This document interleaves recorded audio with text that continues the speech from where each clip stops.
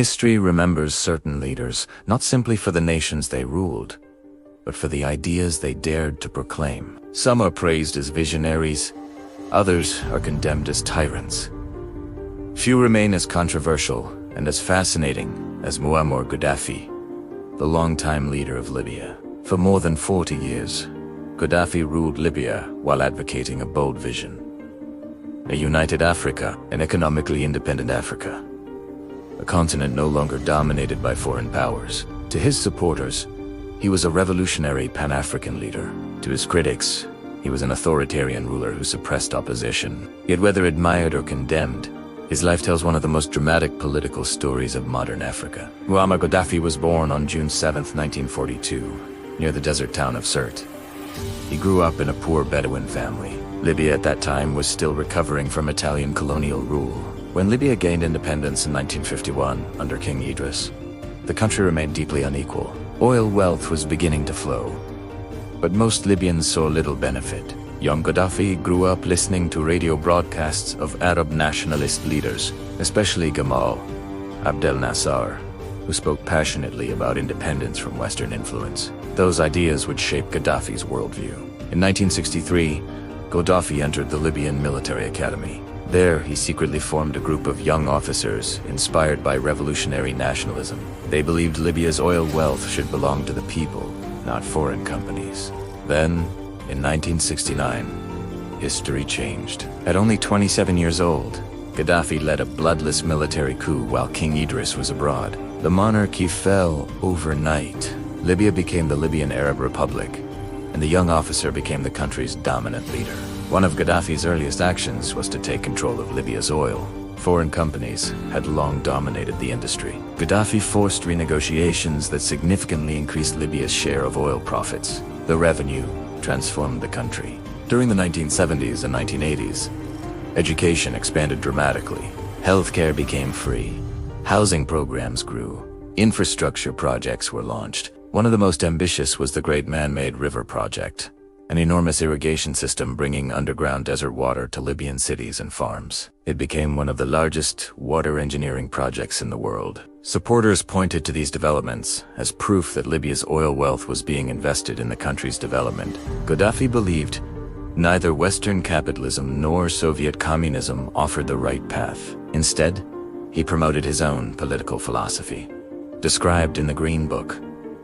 The book proposed what he called the Third Universal Theory. It argued that power should belong directly to the people. Political parties should be abolished. Wealth should be distributed fairly. Libya was reorganized into what Gaddafi called a Jamahiriya, meaning a state governed by the masses. In practice, however, many critics argued that real power remained concentrated around Gaddafi himself. Throughout the 1970s and 1980s, Libya's relationship with Western countries deteriorated. Gaddafi supported various revolutionary movements around the world. Some Western governments accused Libya of supporting militant groups. Tensions escalated dramatically in 1986 when the United States ordered airstrikes on Libya during the presidency of Ronald Reagan. Libya endured years of international sanctions and diplomatic isolation, yet Gaddafi remained defiant.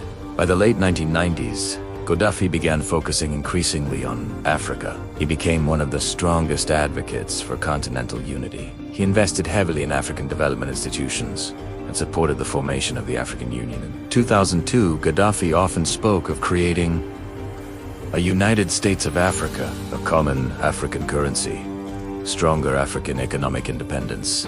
These ideas echoed earlier Pan-African leaders, such as Kwame Nkrumah, Thomas Sankara, Patrice Lumumba. They all believed Africa's strength would come through unity. One of Gaddafi's most famous moments came in 2009, when he addressed the United Nations General Assembly. In a dramatic speech, lasting more than 90 minutes, he criticized global power structures and questioned the fairness of international institutions. He argued that smaller nations often lacked equal influence in world affairs.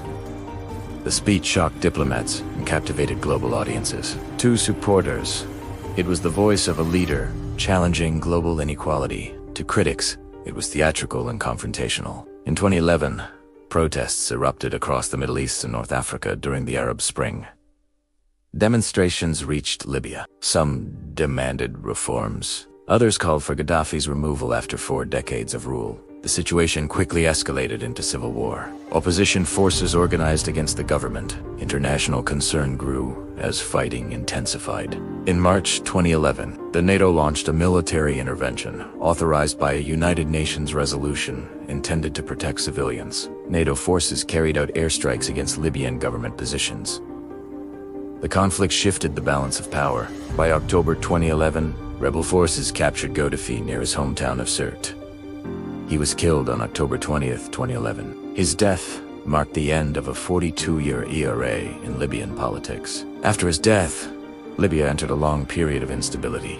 Rival governments, armed militias, and foreign interventions complicated efforts to build a unified state. Many Libyans hoped the revolution would bring democracy and stability. Instead, the country has struggled with political division and insecurity for years. The legacy of Gaddafi remains deeply debated. To some Africans, Gaddafi remains a symbol of resistance against foreign domination. To others, he represents the dangers of unchecked power. Both perspectives exist. History often contains contradictions. The Stoic philosopher Marcus Aurelius once wrote, "Everything we hear is an opinion, not a fact. Everything we see is a perspective." Understanding Gaddafi requires examining both achievements and failures. The idea that Africa should control its own destiny did not begin with Gaddafi, and did not end with him. Many leaders and thinkers have carried that vision forward. Figures such as Steve Biko, Julius Patrick Locke, Otieno Lumumba continue to speak about African dignity, unity, and self-determination.